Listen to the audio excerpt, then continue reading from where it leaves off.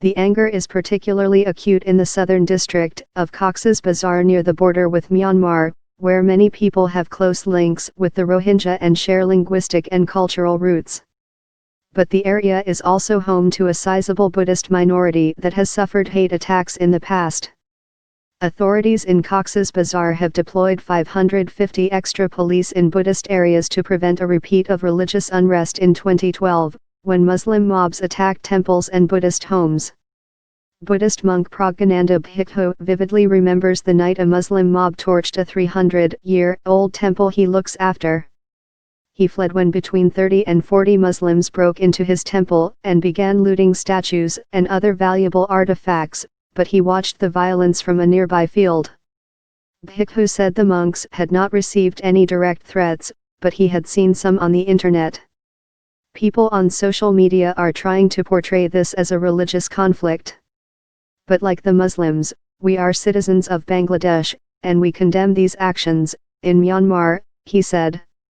Many of the more than 420,000 refugees have accused Myanmar's ethnic Rohingya Buddhists of participating in the attacks on their villages that forced them to seek refuge in Bangladesh.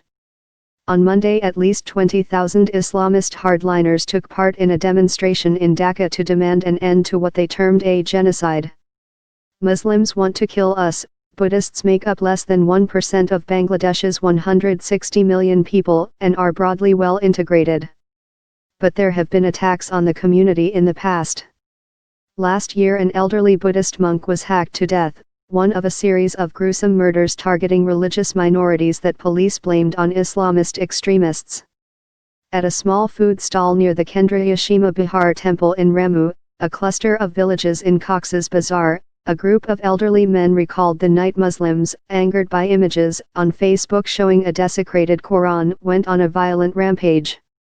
But they said the two communities now lived in harmony and blamed outsiders for the violence.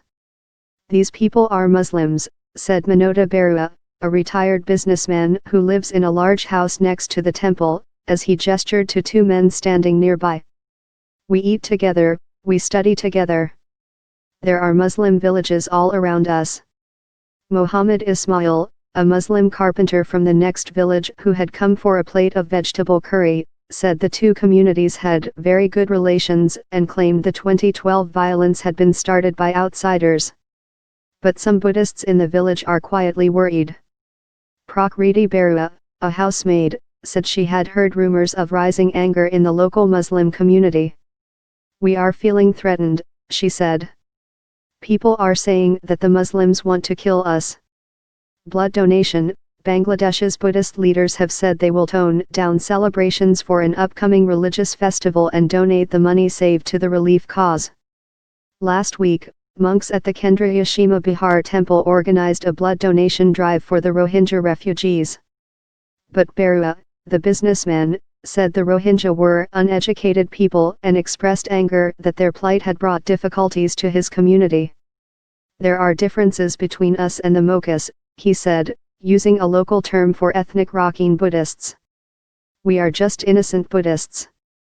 Some of the Rohingya who cross into Bangladesh travel to refugee camps through the Rohingya villages, where small Buddhist stupas dot the green paddy fields and line the banks of the Naf River that divides the two countries.